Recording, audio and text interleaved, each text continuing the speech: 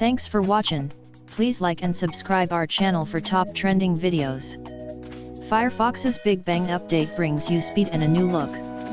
Mozilla on Tuesday released Firefox Quantum, and even if you long ago switched to Google Chrome, it's worth giving the browser upgrade a spin.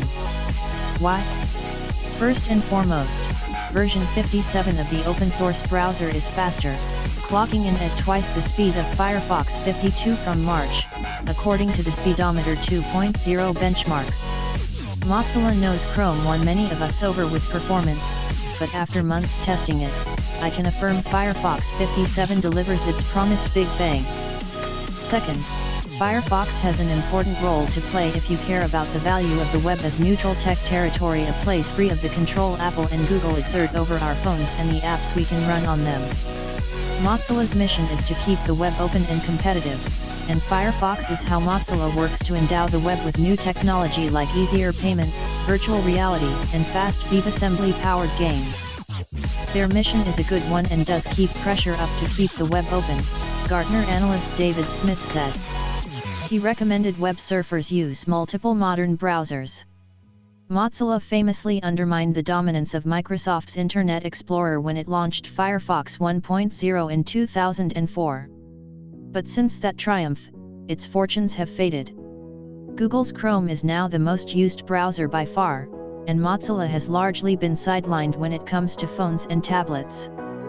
Firefox Quantum, a complete overhaul of the browser that took more than a year's work to achieve, is an attempt to start fresh. We pulled ourselves up to and in some cases ahead of Chrome, said Mark Mayo, Mozilla's Senior Vice President of Firefox. We doubled the performance of Firefox this year. The tentative goal is, can we double it again in 2018? Riding a huge upswing. Even if Mozilla delivers that kind of speed boost, success won't be easy because it's hard to get people to change browsers.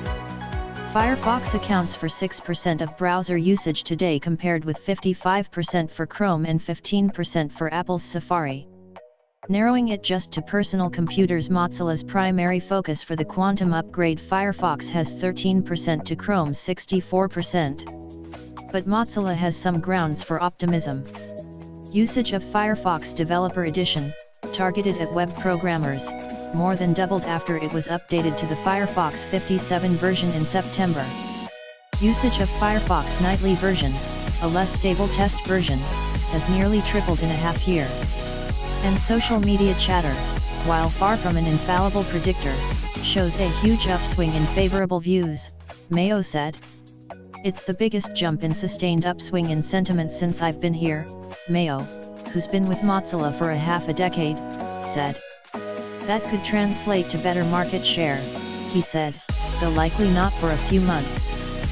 Mozilla says improvements over the last year have stopped defections to other browsers, with about 100 million of us now using Firefox daily. What remains to be seen is whether Mozilla can turn its new performance into more users and thus more leverage to pursue its mission. What Quantum means for you. Key to Firefox 57's improvements is a project called Quantum to overhaul just about everything the browser does between when it ingests website code and splashes the resulting pixels onto your screen. Quantum, after which Firefox Quantum is named, actually delivered some improvements in the summer, and another big part, called Web Render or Quantum Render, should arrive in early 2018. It was risky to change so much of Firefox's software, and Mayo speaks with relief that the overhaul went as smoothly as it did. Everything major we wanted to get in made it. It's almost certainly the biggest refactoring ever done in software engineering, at least in public, Mayo said of the overhaul. 75% of the code base had to be touched. Almost 5 million lines of code were impacted. For ordinary folks, the result is a browser that's snappier to respond, loads websites faster and sports a new look.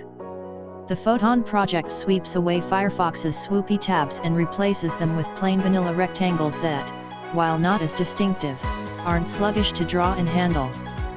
Photon also brings a new Page Actions menu within the address bar and eliminates the previously separate box for initiating web searches.